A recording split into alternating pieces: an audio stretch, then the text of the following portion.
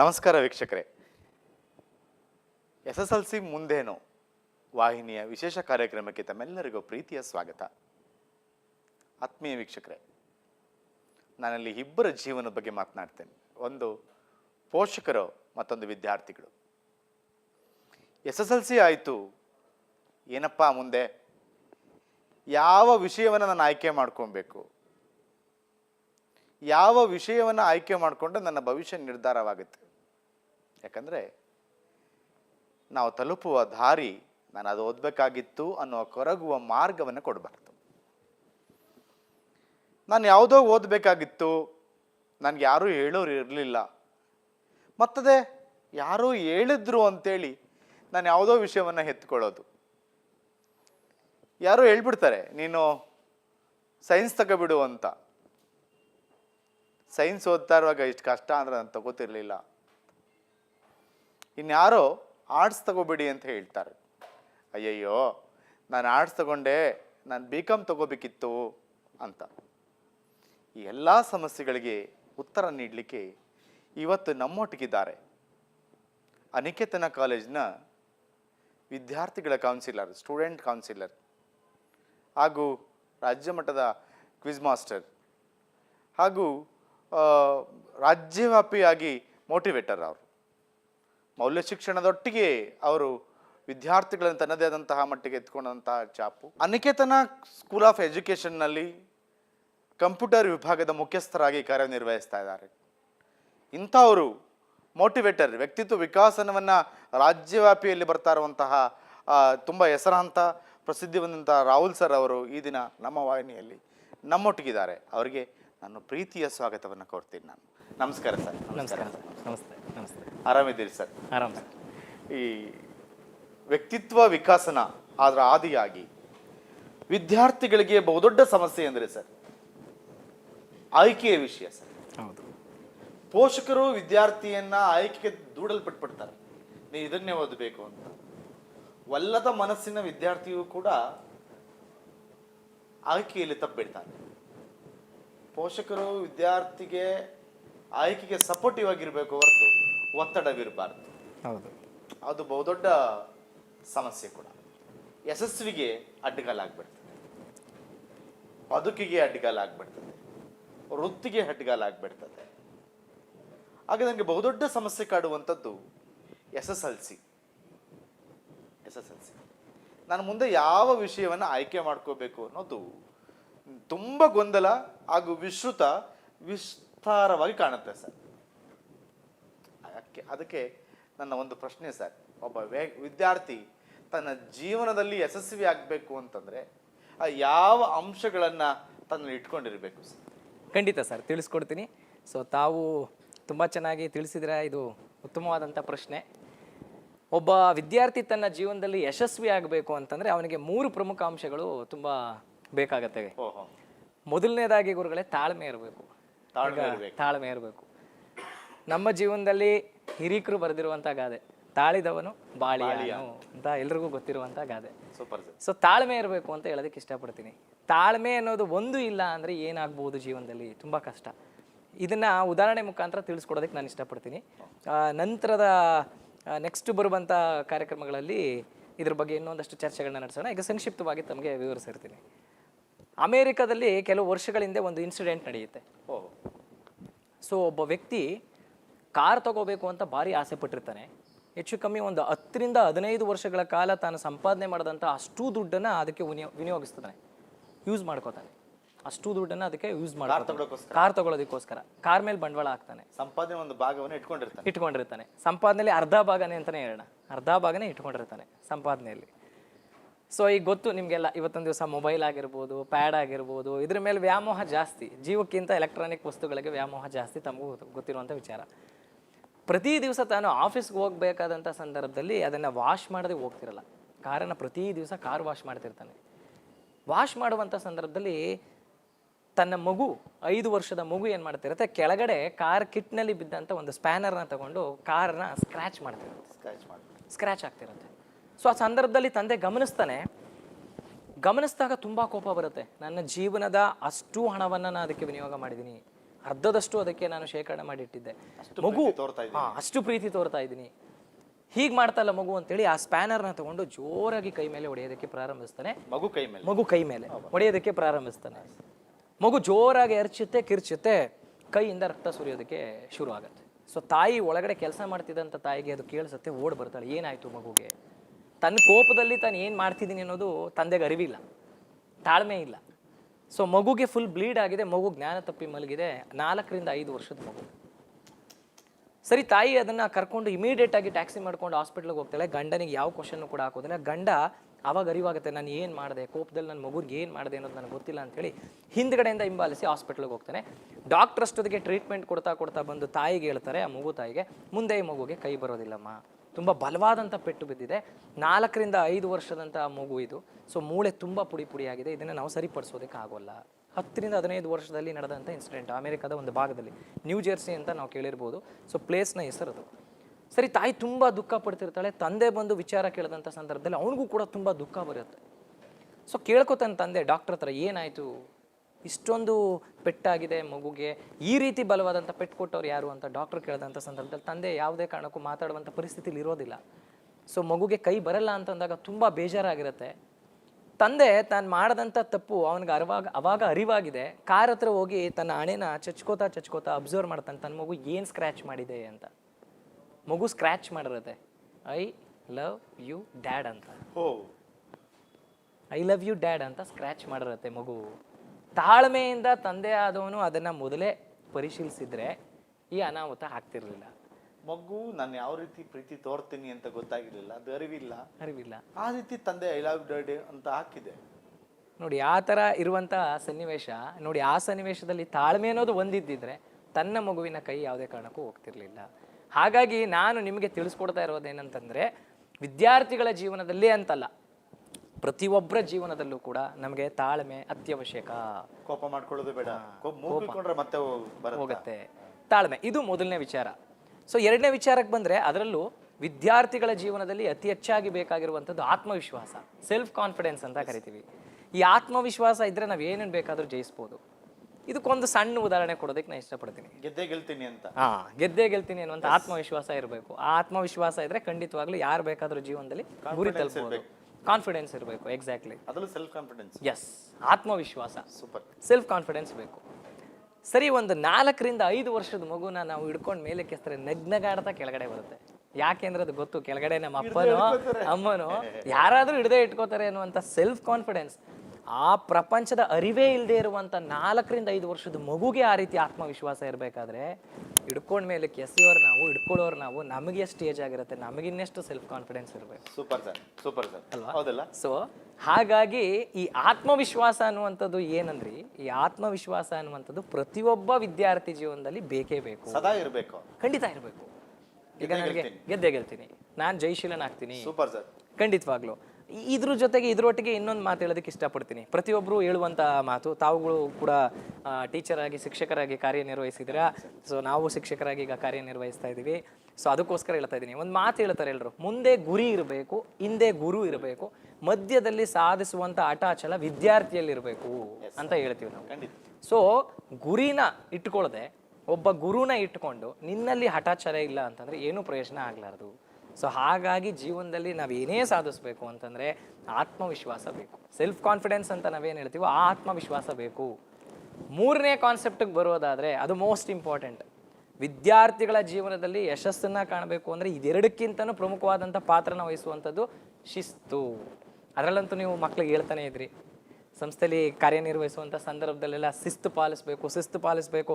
ಏನಾದರೂ ಸ್ವಲ್ಪ ಹೆಚ್ಚು ಕಮ್ಮಿ ಆಯಿತು ಅಂತಂದರೆ, ಗೌಡ್ರು ಬಂದರು ಓಡ್ರು, ಗೌಡ್ರು ಬರ್ತಾ ಇದ್ದಾರೆ, ಶಿಸ್ತು ಪಾಲಿಸಬೇಕು.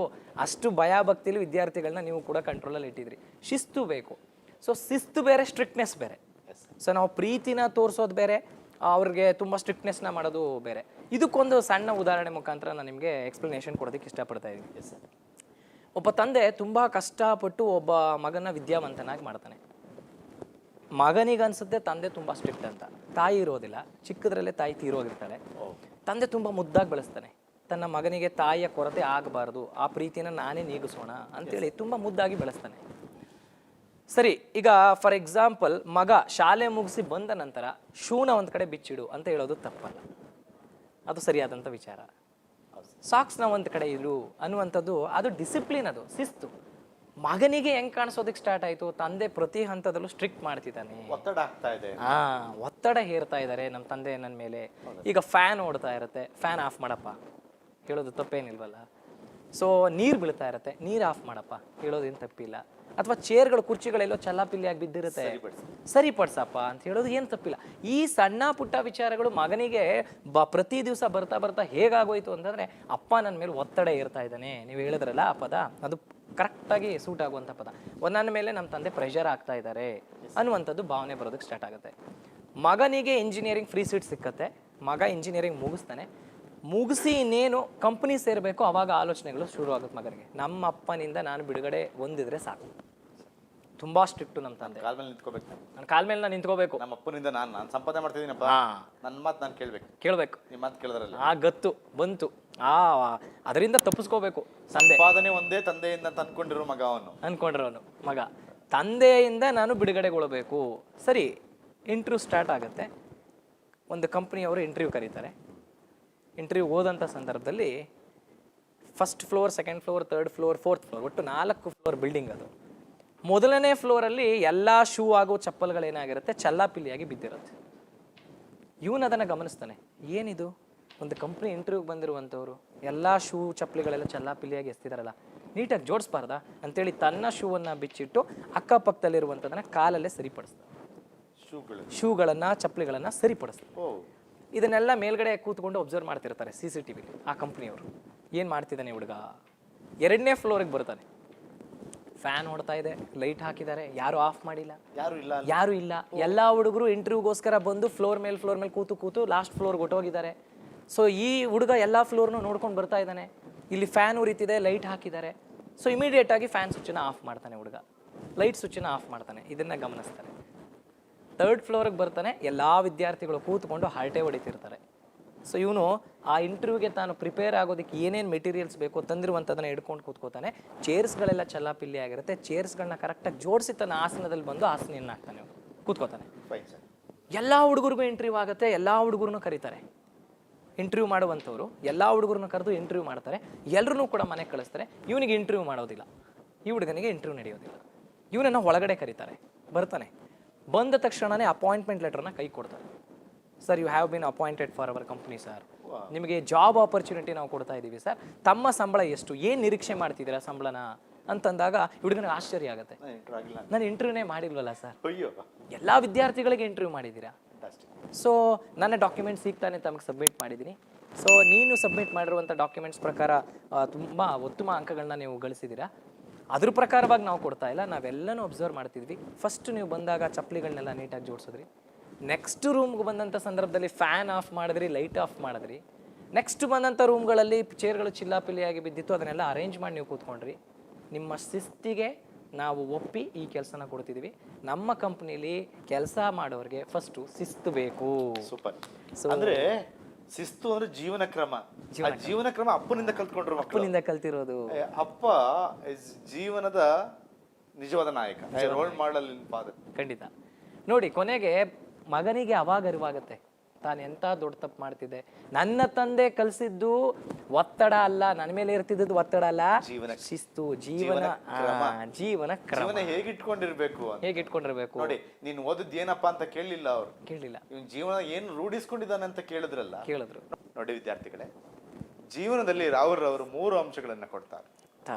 ಒಂದು ತಾಳ್ಮೆ, ರೂಪಕವಾಗಿ ಹೇಳ್ತಾರೆ, ತಾಳ್ಮೆ ಕಳ್ಕೊಂಡ್ರೆ ತನ್ನ ಮಗುವಿನ ಕೈನ ಕಳ್ಕೊಂಡ್ಬಿಟ್ರು. 2ನೇದು ಆತ್ಮವಿಶ್ವಾಸ, ಸೆಲ್ಫ್ ಕಾನ್ಫಿಡೆನ್ಸ್. 4 ವರ್ಷದ ಮಗು ಮೇಲೆತ್ತಿದ್ರೆ ಅಪ್ಪ ಇಟ್ಕೋತಾರೆ ಅಂತ ಖುಷಿಯಿಂದ ಎಂಜಾಯ್ ಮಾಡುತ್ತೆ ಅದನ್ನ. ನೀವು ಕೂಡ ಸೆಲ್ಫ್ ಕಾನ್ಫಿಡೆನ್ಸ್, ನಾನಿದ್ದೀನಿ ಏನೋ ಎಂಜಾಯ್ಮೆಂಟ್ ಅಲ್ಲಿ ನೀವು ಇರ್ಬೇಕು, ಖಂಡಿತ ಗೆದ್ದೇ ಗೆಲ್ತೀವಿ ಅಂತ.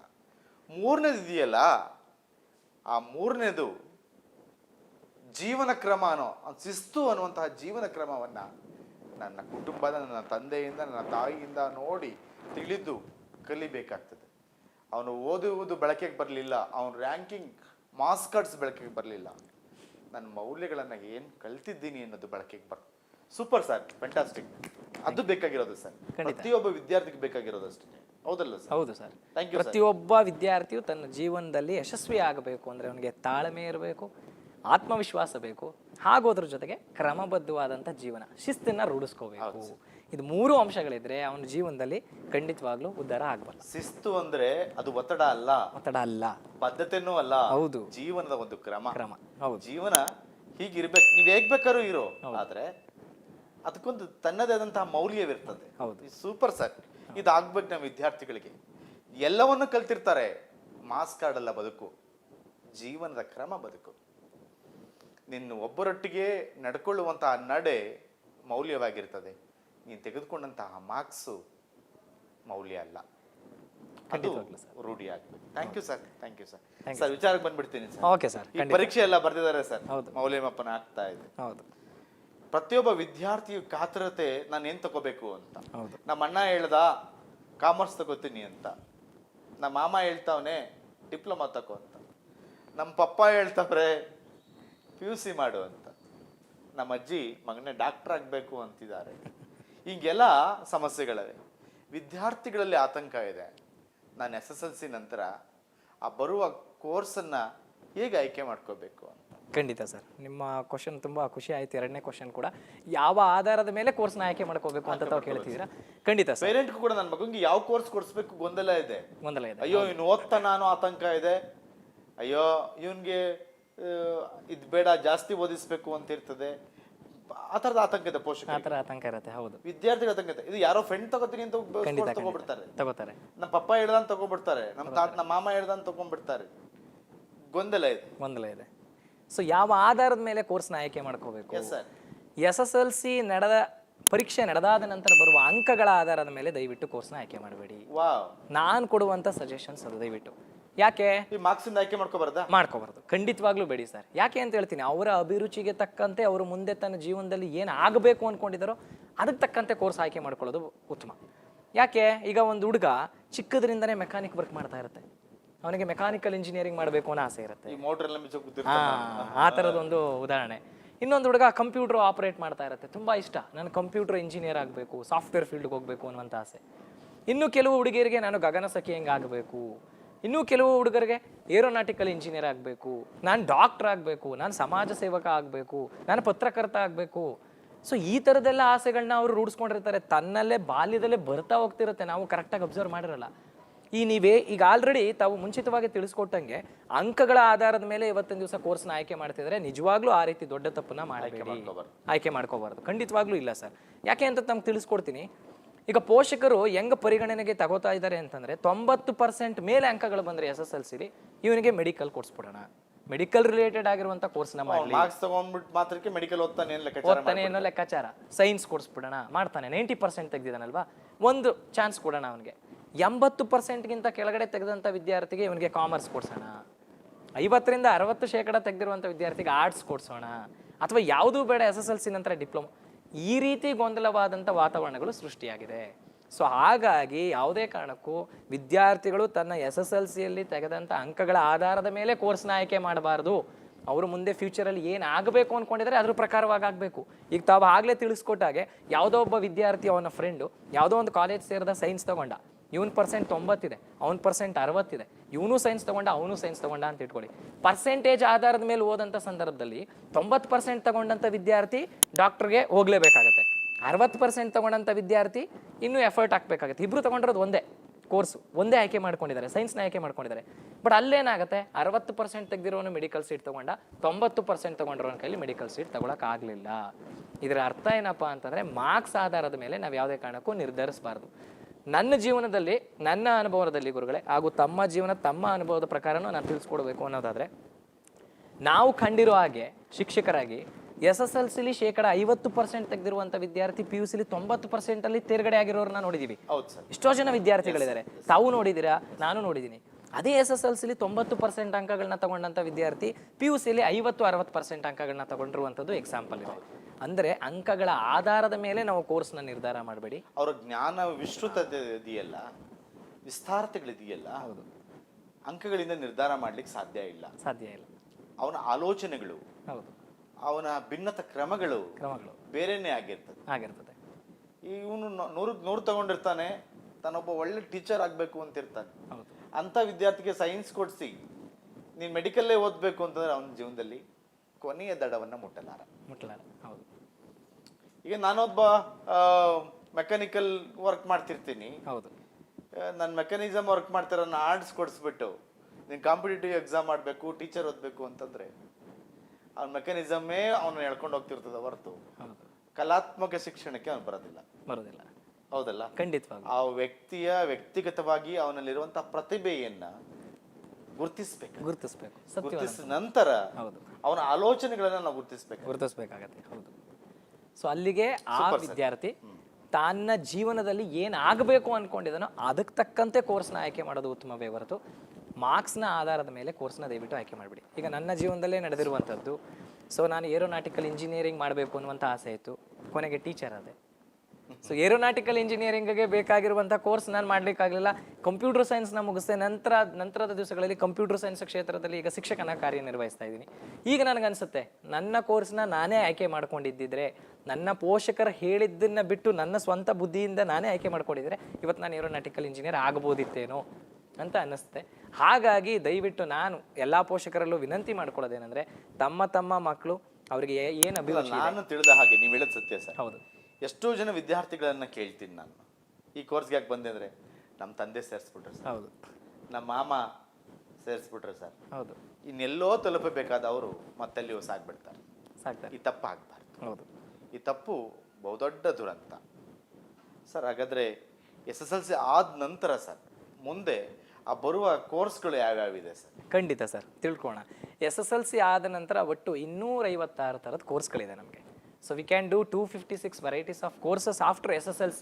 256 ಥರದ ಆಪ್ಷನ್ಸ್ಗಳಿದೆ ನೋಡಿ ವಿದ್ಯಾರ್ಥಿಗಳೇ, 250 ಕೋರ್ಸ್ಗಳಿವೆ. ಅದನ್ನ ಓದೋದೇ ಒಂದು ಸ್ಟಡಿ ಆಗ್ಬಿಡ್ತದೆ. ಹೌದು, ಹೌದು ಗುರುಗಳೇ, ಇಡೀ ಭಾರತದೊಳಗೆ ನಮಗೆ 250 ಥರದ ಕೋರ್ಸ್ಗಳು SSLC ಆದ ನಂತರ ಇದೆ. SSLC ಆದ ನಂತರವೇ ನಾವು ಕೆಲಸ ಕೂಡ ತಗೋಬಹುದು. ಆ ಥರದ್ದು ಸೆಂಟ್ರಲ್ ಗೌರ್ಮೆಂಟ್ ರಿಲೇಟೆಡ್ ಸರ್ಟಿಫಿಕೇಟ್ ಕೋರ್ಸ್ಗಳಿದಾವೆ. ಆ ಥರದಲ್ಲೇ ನಾನು ಜಾಬ್ಗೋಸ್ಕರನೇ ಓದ್ತೀನಿ, ನನ್ಗಿಲ್ಲ, ನನ್ಗೆ ಸಾಕು ಎಜುಕೇಶನ್. ಆ ಜಾಬ್ ಓರಿಯೆಂಟೆಡ್ ಕೋರ್ಸ್ಗಳು SSLC ನಂತರದಲ್ಲಿದೆ. ಅದು ಸೆಂಟ್ರಲ್ ಗೌರ್ಮೆಂಟ್ ಕಡೆಯಿಂದ ಬರುತ್ತೆ. ಈ ಸೆಂಟ್ರಲ್ ಗೌರ್ಮೆಂಟ್ ರೈಲ್ವೆ ಇಲಾಖೆಯಲ್ಲಿ ಸಂಬಂಧಪಟ್ಟಂಗೆ ಒಂದಷ್ಟು ಸರ್ಟಿಫಿಕೇಟ್ ಕೋರ್ಸ್ಗಳಿದಾವೆ. ಟ್ರೈನಿಂಗ್ ಕೊಡ್ತಾರೆ. ಸೊ ಕೆಲವು ಕಡೆ ಫ್ರೀ ಆಫ್ ಕಾಸ್ಟ್ನಲ್ಲಿ ಟ್ರೈನಿಂಗ್ ಕೊಡ್ತಾರೆ. 6 ತಿಂಗಳು ನಡೆಯುತ್ತೆ, 1 ವರ್ಷ ನಡೆಯುತ್ತೆ, 2 ವರ್ಷ ನಡೆಯುತ್ತೆ.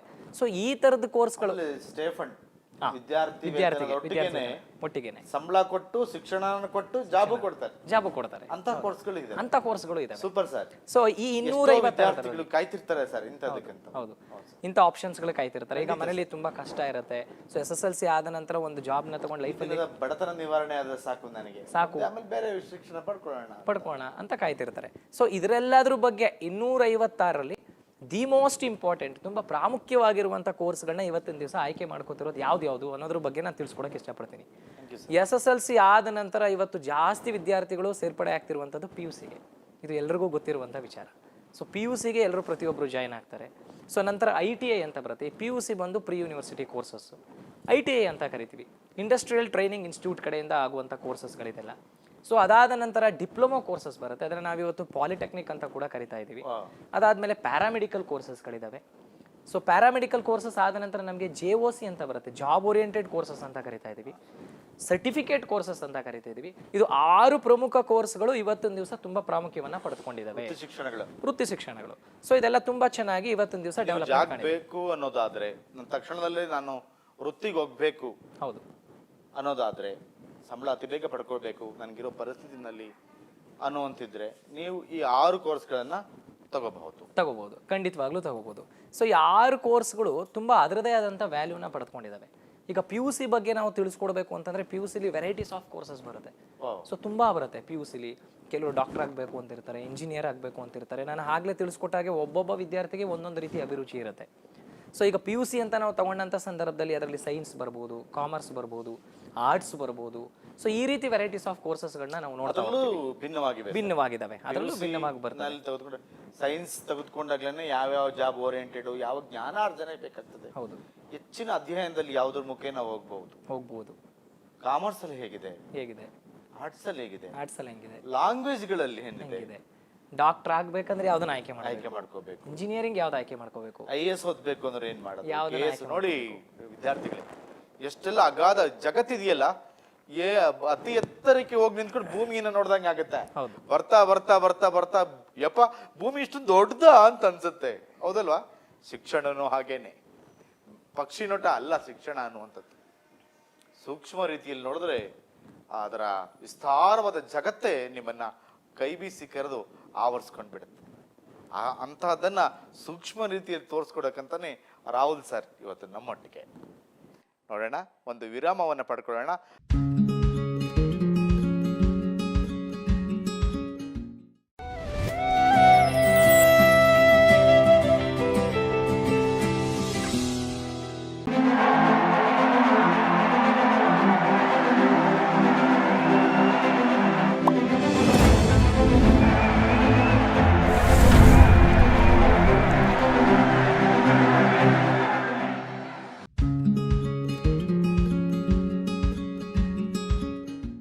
ಆತ್ಮೀಯ ವೀಕ್ಷಕರೇ, ವಿರಾಮದ ನಂತರ ಸಂಪನ್ಮೂಲ ವ್ಯಕ್ತಿ ರಾಹುಲ್ ರವರಿಂದ SSLC ಮುಂದೇನು ಕಾರ್ಯಕ್ರಮಕ್ಕೆ ಸ್ವಾಗತ. ಸರ್, ನಾವೀಗಾಗಲೇ SSLC ನಂತರ ಮುಂದೆ ಯಾವ ಕೋರ್ಸ್ಗಳನ್ನ ಆಯ್ಕೆ ಮಾಡ್ಕೋಬೇಕು ಅಂತ 6 ವಿಧದ ಕೋರ್ಸ್ಗಳಿರ್ತದೆ ವೃತ್ತಿ ಶಿಕ್ಷಣದಲ್ಲಿ, ಅವುಗಳ ಬಗ್ಗೆ ನೋಡ್ತಾ ಇದ್ವಿ.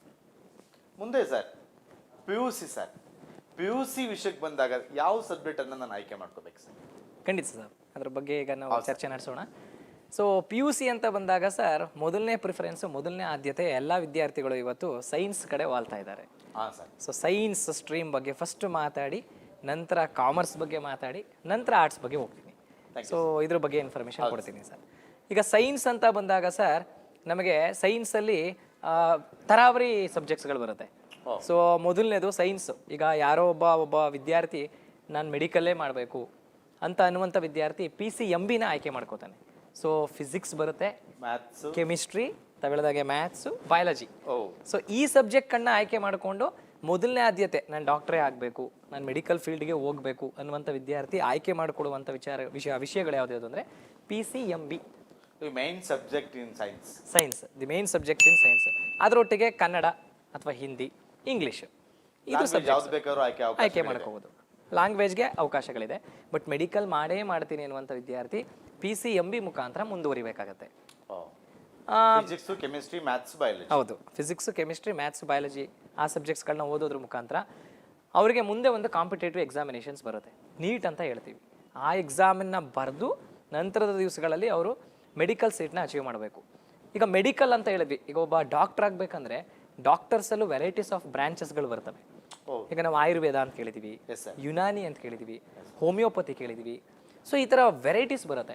ಈಗ ಆ ಥರ ಲೆಕ್ಕಾಚಾರ ಹಾಕೊಂಡ್ರೆ ನಾವು ನೀಟ್ ಅನ್ನುವಂಥ ಎಕ್ಸಾಮಿನೇಷನ್ಸ್ನ MBBSಗೋಸ್ಕರ ಮೇಯ್ನಾಗಿ ಬರೀತಾರೆ. So bachelor of medicine, bachelor of surgery ಅಂತ ಕರಿತೀವಿ MBBS ಅಂದರೆ. ಎರಡನೇದು BAMSಗೋಸ್ಕರ ಬರೀತಾರೆ, bachelor of Ayurvedic medicines and surgery ಅಂತ ಕರಿತೀವಿ.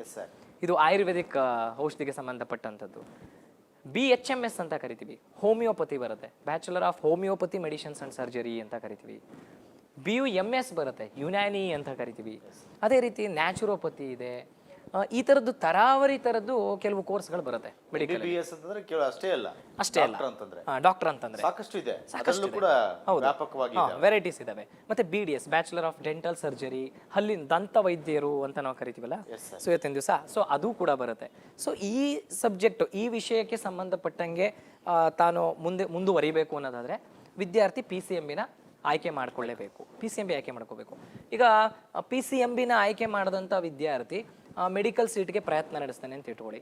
ಸೊ ಆ ಎಕ್ಸಾಮಿನೇಷನ್ಸ್ ಬರೀಬೇಕಾಗತ್ತೆ. ಆ ಎಕ್ಸಾಮಿನೇಷನ್ಸಲ್ಲಿ ಎಷ್ಟು ಕಾಂಪಿಟೇಷನ್ಸ್ ಇರುತ್ತೆ, ಏನು, ಅದು ಮುಂದೆ ಬರುವಂಥ ವಿಚಾರಗಳಲ್ಲಿ ನಾನು ಚರ್ಚೆ ಮಾಡಲಿಕ್ಕೆ ತಮ್ಮ ಜೊತೆ ಇಷ್ಟಪಡ್ತೀನಿ. PCMB ಬಗ್ಗೆ ಈಗ ತಮಗೆ ಸರಳವಾಗಿ ವಿವರಿಸ್ತೆ. ಈಗ PCMC ಬಗ್ಗೆ ಮಾತಾಡೋಣ. ಕೆಲವರು PCMB ಬಗ್ಗೆ ಮಾತಾಡುವಂಥ ಸಂದರ್ಭದಲ್ಲಿ ಏನಂತಾರೆ, ಆಪ್ಷನ್ಸ್ ತುಂಬ ಇದ್ದಾವೆ. ಇವತ್ತು PCMB ತಗೊಳ್ಳೋದ್ರಿಂದ ಮೆಡಿಕಲ್ಗೆ ಬರ್ಬೋದು, ಇಂಜಿನಿಯರಿಂಗ್ ಬರ್ಬೋದು, ಹಾಗೂ ಇನ್ನಿತರ ಕೋರ್ಸ್ಗಳಿಗೆ ಹೋಗ್ಬೋದು ಅಂತ ಹೇಳ್ತಾರೆ. ಸತ್ಯ, ಇಲ್ಲ ಅಂತ ಹೇಳೋದಿಲ್ಲ. ಆದರೆ ಅದರ ಕಾಂಪಿಟೇಟಿವ್ ಎಕ್ಸಾಮಿನೇಷನ್ಸ್ಗಳನ್ನ ಅಟೆಂಡ್ ಮಾಡಿ ಅದರಲ್ಲಿ ಒಳ್ಳೆಯ ಅಂಕಗಳನ್ನ ಗಳಿಸಿದ್ರಷ್ಟೇ ವೈದ್ಯಕೀಯ ಕ್ಷೇತ್ರಕ್ಕೆ ನಾವು ಎಂಟ್ರಿ ಕೊಡ್ಬೋದು. ಸೊ ಇಲ್ಲ ಅಂತಂದರೆ ಆವಾಗ PCMB ತಗೊಂಡಂಥ ವಿದ್ಯಾರ್ಥಿ ಬೇರೆ ಕೋರ್ಸ್ಗಳಿಗೆ ವಾಲ್ತಾರೆ. ಆ ಕೋರ್ಸ್ಗಳು ಯಾವ್ದು ಬರುತ್ತೆ, ಫಾರ್ಮ್ ಸೈನ್ಸ್ ಕೋರ್ಸ್ ಆಗಿರ್ಬೋದು, ಸರ್. ಇಂಜಿನಿಯರಿಂಗ್ ಆಗಿರ್ಬೋದು. ಈ ಫಾರ್ಮ್ ಸೈನ್ಸಲ್ಲೂ ವೆರೈಟೀಸು. ಈಗ ಆಲ್ರೆಡಿ ತಮ್ಮ ಜೊತೆ ನಾನು ಡಿಸ್ಕಸ್ ಮಾಡ್ದಂಗೆ ಮೆಡಿಕಲ್ ಹೆಂಗೆ ಆಯುರ್ವೇದ, ಯುನಾನಿ, ನ್ಯಾಚುರೋಪತಿ, ಯೋಗ ಈ ಥರ ಎಲ್ಲ ಬಂತು, ಅದೇ ಥರ ಇದರಲ್ಲೂ ಕೂಡ ವೆರೈಟೀಸ್ ಬರುತ್ತೆ. ತುಂಬ ವೆರೈಟೀಸ್ಗಳಿದ್ದಾವೆ ಇದರಲ್ಲಿ. ಸೊ ಏನೇನು ಇದರಲ್ಲಿ ಕೆಲವು ಕೋರ್ಸ್ಗಳು ಬರುತ್ತೆ. ಫಾರ್ಮ್ ಸೈನ್ಸ್ ಅಂದರೆ ಮೇಯ್ನಾಗಿ ಹೇಳಬೇಕು ಅಂದರೆ BSc AG agriculture, bachelor of science in agriculture. ನಿಮಗೆ ನಮಗೆ ತಿಳಿದಿರೋ ಹಾಗೆ ಇಡೀ ಮಂಡ್ಯ ಜಿಲ್ಲೆಯಲ್ಲಿ VC ಫಾರ್ಮಲ್ಲಿ ಒಂದೇ ಕಡೆ BSc AG ಇರೋದು. ಮಂಡ್ಯ ಜಿಲ್ಲೆಯಲ್ಲಿ BSc AG ಮಂಡ್ಯ ಜಿಲ್ಲೆಯಲ್ಲಿ. ಮತ್ತೆ ಅದು ಸರ್ಕಾರಿ ಬಿಟ್ಟು ಖಾಸಗಿ ಕಾಲೇಜುಗಳಿಗೆ ಅವಕಾಶ ಇಲ್ಲ. ಅವಕಾಶ ಇಲ್ಲ. ಸೊ ಅವಕಾಶ ಅಷ್ಟು ವ್ಯಾಪಕವಾಗಿ ಇಲ್ಲಿ ಖಾಸಗಿಯವರು ಯಾರು ಬೆಳೆದೂ ಇಲ್ಲ. ಬೆಳೆದಿಲ್ಲ. ಯಾಕಂದ್ರೆ ತಂತ್ರಜ್ಞಾನ ಅದರ ಎಕ್ಸ್ಪೆರಿಮೆಂಟಲ್ ಇದೆಯಲ್ಲ, ಅದು ವಿಸ್ತಾರನೇ ಭಿನ್ನ. ಹೌದು. BSc AG ಇಂದ ಮಾತ್ರಕ್ಕೆ ನಾವು ಒಂದು ಬರೀ ಅಗ್ರಿಕಲ್ಚರ್ ಅದೊಂದೇ ಮುಖ್ಯ ನೋಡೋದಲ್ಲ, ಅದರಲ್ಲಿ ಹೌದು ಸುಮಾರು ಥರದ 1000ಕ್ಕೂ ಹೆಚ್ಚು ಕೋರ್ಸ್ಗಳಿದೆ. ಅದು ಗೊತ್ತೇ ಇಲ್ಲ ನಮ್ಮ ಜನಕ್ಕೆ. ಹೌದು ಹೌದು. ಫಿಶರಿ, ಸಿರಿಕಲ್ಚರ್, ಹೌದು, ಹಾರ್ಟಿಕಲ್ಚರ್, ಈ ಫಾರೆಸ್ಟ್ರಿ, ಹೌದು, ಹೀಗೆ ವ್ಯಾಪಕವಾಗಿದೆ. ವ್ಯಾಪಕವಾಗಿ ಅಂತದಕ್ಕೆ ಯಾವ್ದು ಓದ್ಬೇಕು ಅಂತ ಗೊತ್ತಿರೋದಿಲ್ಲ. ಗೊತ್ತಿರಲ್ಲ. ನೋಡಿ, ಈಗ ತಾವು ತಿಳಿಸ್ಕೊಟ್ಟಾಗೆ ಈಗ BSc AG ಒಂದೇ ಬರಲ್ಲ. ಈಗ ಫಾರ್ಮ್ ಸೈನ್ಸ್ ಕೋರ್ಸ್ಗಳಂದಾಗ ತಾವೆಲ್ಲ ಫಿಶರೀಸ್ ಬರುತ್ತೆ, ಸಿರಿಕಲ್ಚರ್ ಇದೆ, ಹಾರ್ಟಿಕಲ್ಚರ್ ಇದೆ, ಅಗ್ರಿಕಲ್ಚರ್ ಇದೆ. ಇದೆಲ್ಲ ತುಂಬಾ ಪ್ರಾಮುಖ್ಯವನ್ನ ಪಡೆದುಕೊಂಡಿರುವಂಥ, ವೆಟರ್ನರಿ, ಇದೆಲ್ಲ ತುಂಬಾ ಪ್ರಾಮುಖ್ಯತೆಯನ್ನ ಪಡೆದುಕೊಂಡಿರುವಂಥ ಕೋರ್ಸ್ಗಳಾಗಿರ್ತವೆ. ಸೊ ಇಂಥ ಕೋರ್ಸ್ಗಳ ಮುಖಾಂತರನೂ ಅವರು ಆಯ್ಕೆಯಾಗಿ ಹೋಗ್ಬೋದು. ಆದರೆ ತುಂಬಾ ಪರಿಶ್ರಮ ಬೇಕು. ಯಾವುದು ಆಗೋದಿಲ್ಲ. ಮತ್ತೆ ಈ ಎಕ್ಸಾಮಿನೇಷನ್ಸ್ ಎಲ್ಲ ನೀಟ್ ಮುಖಾಂತರ ಆಗೋದಿಲ್ಲ. ಸೊ ಮೆಡಿಕಲ್ಗೆ ಸಂಬಂಧಪಟ್ಟಂಗೆ ಬಂದಾಗೆಲ್ಲ ನೀಟ್ ಮುಖಾಂತರ ಆಗುತ್ತೆ. ಈ ಥರದ ಎಕ್ಸಾಮ್ ತಗೋಬೇಕು ಅಂತಂದ್ರೆ CET, KCET ಅಂತ ಕರಿತೀವಿ. So Karnataka common entrance test ಅಂತ ಕರಿತೀವಿ. ಈಗ ನಾವು ನೀಟ್ ವಿಚಾರಕ್ಕೆ ಬರೋದಾದ್ರೆ, ಮೆಡಿಕಲಲ್ಲಿ ನೀಟ್ ವಿಚಾರಕ್ಕೆ ಸಂಬಂಧಪಟ್ಟಂಗೆ ಇನ್ನೊಂದಷ್ಟು NEET, national entrance eligible test ಅಂತ ಕರಿತೀವಿ. ಸೊ ಆ ನೀಟ್ ವಿಚಾರಕ್ಕೆ ಬಂದಂಥ ಸಂದರ್ಭದಲ್ಲಿ ಅದೆಲ್ಲ ಪೂರ್ತಿ ಮೆಡಿಕಲ್ ಸ್ಟ್ರೀಮಿಗೆ ಬರುತ್ತೆ. ಅಲ್ಲಿ ಒಂದು ವಿದ್ಯಾರ್ಥಿಗಳಿಗೆ ನಾನು ಇವಾಗ ತಿಳಿಸ್ಕೊಡ್ತಿರುವಂಥ ಪ್ರಮುಖವಾದಂಥ ಅಂಶ ಏನಪ್ಪ ಅಂದರೆ, ತಾನು ಸೆಕೆಂಡ್ ಇಯರ್ PUCನಲ್ಲಿ ಫಿಸಿಕ್ಸ್, ಕೆಮಿಸ್ಟ್ರಿ, ಮ್ಯಾಥ್ಸ್ ಹಾಗೂ ಬಯಾಲಜಿಗಳಲ್ಲಿ ಅಂಥ ವಿಷಯಗಳಲ್ಲಿ ಏನು ಅಂಕಗಳನ್ನ ಗಳಿಸಿರ್ತಾನೋ ಆ ಅಂಕಗಳು ಅಲ್ಲಿಗೆ ಬರೋದಿಲ್ಲ. ಅದನ್ನೇ ಯಾವುದೇ ಕಾರಣಕ್ಕೂ ಅವರು ಪರಿಗಣನೆಗೆ ತಗೊಳ್ಳೋದಿಲ್ಲ. ಸರ್, SSLCಲಿ ಒಂದು ಪರಿಶ್ರಮ ಪಡ್ತಿದ್ದಂಥ ವಿದ್ಯಾರ್ಥಿ PUC ಬಂದಾಗ ಡೆಲ್ ಆಗ್ಬೋದು ಸರ್. ಡೆಲ್ ಆಗ್ಬೋದು. ಹೌದು. ಡಿಮೋಟಿವೇಟ್ ಆಗ್ಬೋದು. ಹೌದು ಹೌದು. SSLCಯಲ್ಲಿ ಡೆಲ್ ಇದ್ದಂಥವನು, ಶಿಕ್ಷಣದಲ್ಲಿ ಅರಿಯುವ ಸಾಮರ್ಥ್ಯ ಕಡಿಮೆ ಇದ್ದಂತಹ ವಿದ್ಯಾರ್ಥಿ PUCಗೆ ಬಂದಾಗ ಉದ್ಭವ ಮೂರ್ತಿಯಾಗಿ ಕೂತ್ಬಿಡ್ಬೋದು. ಇದು ನಮಗೂ ನಿಮಗೂ ತಿಳಿದ. ಹೌದು ಹೌದು ಹೌದು ಹೌದು. ಆ ಸಂದರ್ಭದಲ್ಲಿ ಓಕೆ, ಅವನ ಆಯ್ಕೆ ಸರಿಯಾಗಿರ್ಬೇಕು. ಸರಿ, ಆಯ್ಕೆ ಸರಿಯಾಗಿರಬೇಕು. ಸೊ ಮಾಡ್ಕೊಳ್ಳುವಂಥ ಆಯ್ಕೆ ಸರಿಯಾಗಿ ಇಲ್ದಂಥ ಪಕ್ಷದಲ್ಲಿ ಈಗ ಮೆಡಿಕಲ್ಲೇ ಮಾಡಬೇಕು ಅಂತ ಬರೀ ಒಂದೇ ಆಪ್ಷನ್ಸ್ ಇಟ್ಕೋಬಾರ್ದು. ಅಕಸ್ಮಾತ್ ಸಿಕ್ಕದೇ ಇದ್ದಂಥ ಸಂದರ್ಭದಲ್ಲಿ ಇಂಜಿನಿಯರಿಂಗಿಗೂ ನಾನು ಯಾಕೆ ಹೋಗಬಾರ್ದು, ಅಥವಾ ಫಾರ್ಮ್ ಸೈನ್ಸ್ ಡಿಪ್ರೆಸ್ ಆಗಬಾರ್ದು. ಹೌದು, ಅದು ತುಂಬ ಮುಖ್ಯವಾದಂಥ ವಿಚಾರ. ಸೊ ಫಾರ್ಮ್ ಸೈನ್ಸ್ ಕೋರ್ಸ್ಗಳಿಗೆ ಯಾಕೆ ಹೋಗಬಾರ್ದು, ಇಂಜಿನಿಯರಿಂಗ್ ನಾನು ಯಾಕೆ ಮಾಡೋಕ್ಕಾಗಬಾರ್ದು. ಇದು ನಾನು ಆಗಲೇ ತಮಗೆ ತಿಳಿಸ್ಕೊಟ್ಟ ಹಾಗೆ, ಈಗ ನಾವು ಕರ್ನಾಟಕದಲ್ಲಿರುವಂಥ ವಿದ್ಯಾರ್ಥಿಗಳು, ಕರ್ನಾಟಕದಲ್ಲಿ ಸ್ಟೇಟ್ ಸಿಲೆಬಸ್ಸು ಇದೆ, CBSE ಅವರು ಇದ್ದಾರೆ, ICSE ಅವರು ಇದ್ದಾರೆ. ನೀಟ್ ಅನ್ನೋದು ಆಲ್ ಓವರ್ ಇಂಡಿಯಾ ನಡೆಯುವಂಥ examination. So all over India ನಡೆಯುವಂಥ ಎಕ್ಸಾಮಿನೇಷನ್. ಕರ್ನಾಟಕ ರಾಜ್ಯನ ಬಿಟ್ಟು ಅಂತರ ರಾಜ್ಯಗಳು ಏನು ನಾವು ಔಟರ್ ಸ್ಟೇಟ್ಸ್ ಎಲ್ಲಾ ವಿದ್ಯಾರ್ಥಿಗಳು ಪಾಲ್ಗೊಳ್ತಾರೆ. ನಮ್ಮ ಕರ್ನಾಟಕದಲ್ಲಿ ನಾವು ಅಬ್ಸರ್ವ್ ಮಾಡಿರುವಂಗೆ CBSE ಹಾಗೂ ICSE ಸಿಲೆಬಸ್ಗಿಂತ ಹೆಚ್ಚಾಗಿ ನಮ್ಮ ವಿದ್ಯಾರ್ಥಿಗಳು ಸ್ಟೇಟ್ ಸಿಲೆಬಸ್ನ ಓದ್ತಾ ಇದ್ದಾರೆ. So state syllabus CBSE almost ಇವತ್ತು ಒಂದೇ, ಆಲ್ಮೋಸ್ಟ್ ಅದೇ ತೂಕದಲ್ಲಿದ್ದಾವೆ, ಎರಡು ತೂಕದಲ್ಲಿದೆ. ಆದರೆ ICSE ಅಂದಾಗ ಒಂದು ಸ್ವಲ್ಪ ಪ್ರಮಾಣ ಜಾಸ್ತಿ ಇರ್ತದೆ. ಸೊ ನಾವಿಲ್ಲಿ ಏನು 10th ಸ್ಟ್ಯಾಂಡರ್ಡಲ್ಲಿ ಓದ್ತೀವೋ ಅದನ್ನು ಅವರು 6th ಸ್ಟ್ಯಾಂಡರ್ಡ್ 5th ಸ್ಟ್ಯಾಂಡರ್ಡಲ್ಲಿ ಆಲ್ರೆಡಿ ಓದಿರುವಂಥ ಚಾನ್ಸಸ್ ಇರುತ್ತೆ. ICSE ಮತ್ತೆ ಓದ್ತಿರ್ತಾರೆ, ಅವರ ಜ್ಞಾನದ ಸಾಮರ್ಥ್ಯ ಹೆಚ್ಚಿರುತ್ತೆ. ಹೌದು. ಈ ವಿಚಾರನ ಯಾಕೆ ತಮ್ಮಗಳ ಜೊತೆ ತಿಳಿಸ್ತಾ ಇದ್ದೀನಿ ಅಂತಂದರೆ, ಇಡೀ ಭಾರತದಲ್ಲಿ ನಡೆಯುವಂಥ ಎಕ್ಸಾಮಿನೇಷನ್ಸಲ್ಲಿ ICIC ಸ್ಟೂಡೆಂಟ್ಸು ಭಾಗವಹಿಸ್ತಾರೆ, CBSE ಅವರು ಭಾಗವಹಿಸ್ತಾರೆ, ಸ್ಟೇಟ್ ಸಿಲೆಬಸ್ ಅವರು ಭಾಗವಹಿಸ್ತಾರೆ. ಅಲ್ಲಿಗೆ ನಮ್ಮ ಪ್ರಿಪರೇಷನ್ಸ್ ಯಾವ ಲೆವೆಲ್ಗೆ ಇರಬೇಕು, ಅದು ತುಂಬಾ ಇಂಪಾರ್ಟೆಂಟ್, ಪ್ರಮುಖವಾದಂತಹ ಪಾತ್ರನ ವಹಿಸುತ್ತೆ. ಆ ಸಾಮರ್ಥ್ಯ ಇದ್ರೆ ಮಾತ್ರ ನೀವು ಪ್ರವೇಶ ಮಾಡಿ. ಹೌದು. ಇಲ್ಲಂದ್ರೆ ಚೆನ್ನಾಗಿದೆ ನೋಡಿ, ಎಷ್ಟು ಎಳೆಯಾಗಿ ಬಿಡಿಸ್ಕೊಡ್ತಿದ್ದಾರೆ ಸರ್ ಅಂತ. ಅಲ್ಲಿನ ಪರಿಶ್ರಮ ಹೇಗಿರ್ತದೆ, ಆ ಪರಿಶ್ರಮಕ್ಕೆ ನೀನು ಪರಿಶ್ರಮ ಹಾಕ್ಬೇಕು. ಶ್ರಮ ಪಡ್ತೀನಿ ಅಂದ್ರೆ ಮಾತ್ರ ಆ ಕ್ಷೇತ್ರಕ್ಕೆ. ಯಾಕಂದ್ರೆ ನೀನೊಬ್ಬ ಅಲ್ಲಿ ಸ್ಪರ್ಧಿ ಅಲ್ಲ, ಇಡೀ ಭಾರತವೇ ಸ್ಪರ್ಧಿ ಆಗಿರ್ತದೆ. ಹೌದು. ಅದರಲ್ಲಿ ನೀನು ಎಷ್ಟನೇವನು ಅಂತ ಗುರುತಿಸ್ಕೊಳ್ಳಕ್ಕೆ ಸ್ವಸಾಮರ್ಥ್ಯವನ್ನು ನೀನು ಪಡ್ಕೋಬೇಕಾಗತ್ತೆ. ಈ ಮೊದಲೇ ಹೇಳಿದ್ರು ಅವರು, ಇದಕ್ಕೆ ಸೆಲ್ಫ್ ಕಾನ್ಫಿಡೆನ್ಸ್ ಇರ್ಬೇಕಂತ. ಆತ್ಮವಿಶ್ವಾಸ ತುಂಬಾ ಬೇಕು. ಆತ್ಮವಿಶ್ವಾಸವಿದ್ದಾಗ ಮಾತ್ರ ಇವೆಲ್ಲವೂ ಕೂಡ ಪ್ರಬಲವಾಗ್ಲಿಕ್ಕೆ ಸಾಧ್ಯ. ಎಫರ್ಟ್ ನೀನು ಹಾಕ್ತೀಯಾ, ಅಲ್ಲಿಗೆ ಹೆಜ್ಜೆ ಇಡು. ಇಲ್ಲದಿದ್ರೆ ಪರ್ಯಾಯ ದಾರಿಗಳಿವೆ, ಅಲ್ಲಿಗೆ ಬಾ. ಅಷ್ಟು ಮುಂದಿನ ಕ್ವಶನ್ ಹೋಗೋಣ ಗುರುಗಳೇ. ಖಂಡಿತ ಸರ್, ಖಂಡಿತ. ಸರ್ PCMB ಬಿಟ್ಟು ನೆಕ್ಸ್ಟ್ ಬನ್ನಿ ಸರ್. ಖಂಡಿತ. PCMB, ಈಗ PCMB ಒಂದ್ರ ಬಗ್ಗೆ ಮಾತಾಡಿದ್ವಿ. PCMCಗೆ ಬರ್ತಾ ಇದ್ದೀನಿ ಈಗ. Yes sir. Physics, chemistry, maths ಹಾಗೂ ಕಂಪ್ಯೂಟರ್ ಸೈನ್ಸ್, ಕಂಪ್ಯೂಟರ್ ಸೈನ್ಸ್, ಗಣಕ ವಿಜ್ಞಾನ. ಗಣಕ ವಿಜ್ಞಾನ ಖಂಡಿತವಾಗ್ಲು. ಇವತ್ತಿನ ದಿವಸ subject ಸಾಫ್ಟ್ವೇರ್, ಸರ್? ಖಂಡಿತ ಗಣಕ ವಿಜ್ಞಾನ ಸಬ್ಜೆಕ್ಟೇ. ಇವತ್ತಿನ ದಿವಸ ಕಂಪ್ಯೂಟರ್ ಸೈನ್ಸ್ ಅನ್ನುವಂಥ ವ್ಯಾಲ್ಯೂ ಯಾವ ಲೆವೆಲ್ಗೆ ಹೋಗಿದೆ ಅಂತಂದ್ರೆ, ದೊಡ್ಡ ದೊಡ್ಡ ಮಟ್ಟದಲ್ಲಿ ಇರುವಂತಹ ಜಾಬ್ ಮಾಡ್ತಿರುವಂಥವ್ರು ಕೂಡ ತಗೊಳಕ್ ಆಗದೆ ಇರುವಷ್ಟು ಸಂಬಳನ ಕಂಪ್ನಿಗಳು ಕೊಡ್ತಾ ಇದೆ. ಆ ಲೆವೆಲ್ಗೆ ದೊಡ್ಡ ದೊಡ್ಡ ದೈತ್ಯಾಕಾರದ ಕಂಪ್ನಿಗಳು ಬಂದಿದೆ. ಬೆಂಗಳೂರಲ್ಲಿದೆ, ಬಾಂಬೆಲಿದೆ, ಹೈದರಾಬಾದಲ್ಲಿದೆ. ಯಾಕೆ ಇದನ್ನ ಮುಂಚಿತವಾಗಿ ಕಂಪ್ಯೂಟರ್ ಸೈನ್ಸ್ ಬಗ್ಗೆ ಹೇಳೋದಕ್ಕೆ ಮುಂಚಿತವಾಗಿ ತಿಳಿಸ್ಕೊಡ್ತಿದ್ದೀನಿ ಅಂತಂದ್ರೆ, ಕಂಪ್ಯೂಟರ್ ಸೈನ್ಸ್ ಅನ್ನುವಂಥ ವಿಷಯವನ್ನ ಆಯ್ಕೆ ಮಾಡಿಕೊಳ್ಳುವಂಥ ಉದ್ದೇಶ ಮುಂದೆ PUC ಆದ ನಂತರ ಇಂಜಿನಿಯರಿಂಗ್ಗೆ ಕಾಲಿಡುವಂಥದ್ದು ಒಂದು, ಅಥವಾ ಇಂಜಿನಿಯರಿಂಗ್ ಮಾಡದೇ ಇದ್ದಂಥ ಪಕ್ಷದಲ್ಲಿ BCA ಅಂತಾನು ಕೋರ್ಸ್ ಬರುತ್ತೆ, ಬ್ಯಾಚುಲರ್ ಆಫ್ ಕಂಪ್ಯೂಟರ್ ಅಪ್ಲಿಕೇಶನ್ ಅಂತ ಕರಿತೀವಿ. Yes sir. ಈಗ ಕೆಲವು ವಿದ್ಯಾರ್ಥಿಗಳಿಗೆ ಇಂಜಿನಿಯರಿಂಗ್ ಬೇಡ, ನಮ್ಗೆ ಅವಶ್ಯಕತೆ ಇಲ್ಲ, ಅಯ್ಯೋ ಎಲ್ಲಿ ನೋಡಿದ್ರು ಇಂಜಿನಿಯರಿಂಗ್ ಅಪ್ಪ, ಏನು ಇಂಜಿನಿಯರಿಂಗ್ ಮಾಡಿದ್ರು ಏನು ವ್ಯಾಲ್ಯೂ ಇಲ್ಲ ಅಂತ ಹೇಳೋರು ಸುಮಾರು ಜನ ವಿದ್ಯಾರ್ಥಿಗಳಿದ್ದಾರೆ. ಆದರೆ ನಾನು ಅದನ್ನು ಸ್ವಲ್ಪ ಬಿಡಿಸಿ ತಮ್ಮ ಹತ್ರ ತಿಳಿಸೋದಕ್ಕೆ ಇಷ್ಟಪಡ್ತೀನಿ. ಈಗ ಅಂದಾಜಲ್ಲಿ ತಗೊಳ್ಳೋಣ, 2 ಲಕ್ಷ ಜನ ಇಂಜಿನಿಯರಿಂಗ್ನ ಮುಗಿಸಿದ್ದಾರೆ ಒಂದು ವರ್ಷದಲ್ಲಿ. 2 ಲಕ್ಷ ಜನ ವಿದ್ಯಾರ್ಥಿಗಳು ಒಂದು ಅಂದಾಜಲ್ಲಿ ತಗೋತಾ ಇದ್ದೀನಿ. 2 ಲಕ್ಷ ಜನ ವಿದ್ಯಾರ್ಥಿಗಳು ಇಂಜಿನಿಯರಿಂಗ್ ಆಗ್ತಾನೆ ಮುಗಿಸಿದ್ದಾರೆ. 8ನೇ ಸೆಮಿಸ್ಟರ್ ಕಂಪ್ಯೂಟರ್ ಸೈನ್ಸ್ ಆಗಿರ್ಬೋದು, ಯಾವುದೇ ಬ್ರಾಂಚ್ ಆಗಿರ್ಬೋದು. ಸೊ ಇಂಜಿನಿಯರಿಂಗ್ ಅಲ್ಲಿ ಬರುವಂತ ಯಾವುದೇ ಬ್ರಾಂಚ್ ಆಗಿರ್ಬೋದು. ಏನು ಇನ್ನು 2 ಲಕ್ಷ ವಿದ್ಯಾರ್ಥಿಗಳು ಹೊರಬಂದ್ರು ಆ ಪದವಿಯಿಂದ, ಇಂಜಿನಿಯರಿಂಗ್ ಪದವಿಯಿಂದ ಆಚೆ ಬರ್ತಾ ಇದ್ದಾರೆ. ಆಚೆ ಬರುವಂತ ವಿದ್ಯಾರ್ಥಿಗಳು ಈ ಪ್ಲೇಸ್ಮೆಂಟ್ ಅಂತ ನಡೆಯುತ್ತೆ. ಸೊ ಎಲ್ರಿಗೂ ಗೊತ್ತಿರುವಂತ ವಿಚಾರ, ಕಂಪನಿಗಳು ಆಯಾ ಇಂಜಿನಿಯರಿಂಗ್ ಕಾಲೇಜ್ಗೆ ಹೋಗಿ ಅವರಿಗೆ ಜಾಬ್ನ ಕೊಡುವಂತ ವಿಚಾರ. ಓದುವ ಸಂದರ್ಭದಲ್ಲಿ ಆಯ್ಕೆ ಮಾಡ್ಕೋತಾರೆ. ಯಾರು ಪ್ರತಿಭಾವಂತ ವಿದ್ಯಾರ್ಥಿಗಳಿದ್ರೆ, ಟ್ಯಾಲೆಂಟೆಡ್ ಪರ್ಸನ್ಸ್ ವಿದ್ಯಾರ್ಥಿಗಳಿದ್ರೆ ಅಂತವ್ರನ್ನ ಆಯ್ಕೆ ಮಾಡ್ಕೋತಾರೆ. ಆಯ್ಕೆ ಮಾಡ್ಕೊಳ್ಳುವಂತ ಸಂದರ್ಭದಲ್ಲಿ ಏನಾಗುತ್ತೆ ಅಂತಂದ್ರೆ, ಈ 2 ಲಕ್ಷ ಜನ ವಿದ್ಯಾರ್ಥಿಗಳಲ್ಲಿ 2 ಲಕ್ಷ ಜನ ವಿದ್ಯಾರ್ಥಿಗಳು 90% ಮೇಲೆ ತೆಗ್ದಿರಲ್ಲ. ಒಂದು ಅಂದಾಜಲ್ಲಿ ಒಂದು 50,000 ಜನ ವಿದ್ಯಾರ್ಥಿಗಳು 90% ಮೇಲೆ ಅಂಕ ತೆಗೆದಿದ್ದಾರೆ. ಮೊದಲನೇ ಸೆಮಿಸ್ಟ್ರಿಂದ ಹಿಡಿದು ಇಂಜಿನಿಯರಿಂಗಲ್ಲಿ ಒಟ್ಟು 8 ಸೆಮಿಸ್ಟರ್ಗಳು ಬರುತ್ತೆ. ಮೊದಲನೇ ಸೆಮಿಸ್ಟ್ರಿಂದ 8ನೇ ಸೆಮಿಸ್ಟರ್ವರೆಗೂ ಅಗ್ರಿಗೇಟ್ ಮೇಂಟೈನ್ ಮಾಡಿರ್ತಾರೆ, ಪರ್ಸೆಂಟೇಜ್ 90% ಮೇಂಟೈನ್ ಮಾಡಿರ್ತಾರೆ. 50,000 ಜನ ವಿದ್ಯಾರ್ಥಿಗಳಿದ್ದಾರೆ ಅಂತ ಅನ್ಕೋಣ. ಈ 50,000 ಜನ ವಿದ್ಯಾರ್ಥಿಗಳಿಗೆ ಮೊದಲನೇ ಅವಕಾಶ ಕೊಡ್ತಾರೆ. ಮೊದಲ ಅವಕಾಶ 50,000 ಜನ ವಿದ್ಯಾರ್ಥಿಗಳಿಗೆ ಸಿಗ್ತಾ ಇದೆ. ಯಾಕೆ? ಮಾರ್ಕ್ಸ್ ಕಟ್ ಆಫ್ ನಿಲ್ಲಿಸುವಂತ ಚಾನ್ಸಸ್ ಇರುತ್ತೆ. ಇಷ್ಟು ಪರ್ಸೆಂಟೇಜ್ ಇದ್ರೆ ರ್ಯಾಂಕಿಂಗ್ ಗ್ರೇಡ್ ಅಲ್ಲಿ ಬರ್ತಾರೆ. ಈಗ ಯಾವುದೇ ಕಂಪನಿ ಆದ್ರೂ ಅಷ್ಟು ಸಂಬಳನ ಅವರು ತನ್ನ ಸ್ಟೂಡೆಂಟ್ಗೆ ಕೊಡಬೇಕು ಅಂತಂದಾಗ ಅವ್ರದ್ದು ಎಕ್ಸ್ಪೆಕ್ಟೇಷನ್ಸ್ ಇರುತ್ತಲ್ಲ ಗುರುಗಳೇ. ಈಗ 90% ಅಂಕಗಳನ್ನ ಗಳಿಸಿರುವಂತ ವಿದ್ಯಾರ್ಥಿಗಳಿಗೆ ಫಸ್ಟ್ ರೌಂಡ್ ಇಂಟರ್ವ್ಯೂ ಮಾಡೋಣ ಅಂತೇಳಿ ಅವಕಾಶನ ಕೊಡ್ತಾರೆ. 50,000 ಜನ ವಿದ್ಯಾರ್ಥಿಗಳಿಗೆ ಇಂಟರ್ವ್ಯೂ ಆಯ್ತು, ಕಂಪನಿಗಳಿಗೆ ಆಯ್ಕೆನೂ ಆದ್ರು. ಸೊ ನಂತರದ ದಿವಸಗಳಲ್ಲಿ ಆಯ್ಕೆ ಆದ ನಂತರ ಅವರು ಕಂಪನಿಗೂ ಕೂಡ ಸೇರ್ಪಡೆ ಆದರು. 50,000 ವಿದ್ಯಾರ್ಥಿಗಳು ಹೋದ್ರು. ಇನ್ನು 1.5 ಲಕ್ಷ ವಿದ್ಯಾರ್ಥಿಗಳಿದ್ದಾರೆ, ಇನ್ನು ಬಾಕಿ ಇದ್ದಾರೆ. ಅವ್ರಿಗಿನ್ನೂ ಇಂಟರ್ವ್ಯೂ ಆಗಿಲ್ಲ, ಪ್ಲೇಸ್ಮೆಂಟ್ ಇಲ್ಲ. ಈ ಪ್ಲೇಸ್ಮೆಂಟ್ ಅಲ್ಲಿ ನಾನಾ ಥರ ಬರುತ್ತೆ. ಕಾಲೇಜ್ಗೆ ಬಂದು ಕಂಪ್ನಿಯವರು ಪ್ಲೇಸ್ಮೆಂಟ್ ಮಾಡೋದಿರುತ್ತೆ, ಪೂಲ್ ಕ್ಯಾಂಪಸ್ ಅಂತ ಕರಿತೀವಿ, ಆಫ್ ಕ್ಯಾಂಪಸ್ ಅಂತ ಇರುತ್ತೆ. ಸೊ ಈ ಥರದೆಲ್ಲ ತರಾವರಿ ಬರುತ್ತೆ. ಈಗ ಇನ್ನೂ 1.5 ಲಕ್ಷ ವಿದ್ಯಾರ್ಥಿಗಳಿದ್ದಾರೆ.